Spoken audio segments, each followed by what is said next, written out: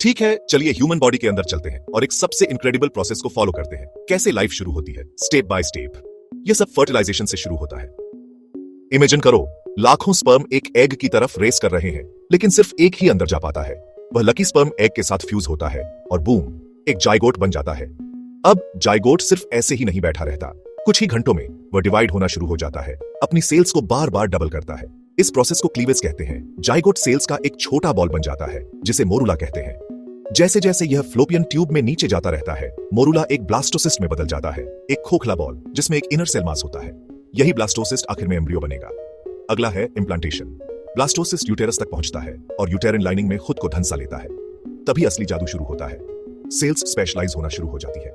कुछ प्लेसेंटा बनेंगी जो एम्ब्रियो को पोषण देंगी और बाकी एम्ब्रियो की अलग अलग लेयर्स बनाएंगी। तीसरे हफ्ते तक एम्ब्रियो में एक प्रिमिटिव स्ट्रीक डेवलप होना शुरू हो जाती है। यह अर्ली नर्वस सिस्टम का शेप लेना है, हार्ट बनना शुरू होता है और यहां तक कि धड़कना भी शुरू कर देता है। ओनर्गन्स एक एक करके पॉप अप होना शुरू हो जाते हैं, ब्रेन, स्पाइनल कॉर्ड, लिम्ब्स। यह सब एक सिंगल फर्टिलाइज्ड सेल से। 8वें हफ्ते तक जो एक जाइगोट के रूप में शुरू हुआ था, वह अब एक पहचानने योग्य ह्यूमन एम्ब्रियो है, जिसमें सभी मेजर ओनर्गन्स अपनी जगह पर है।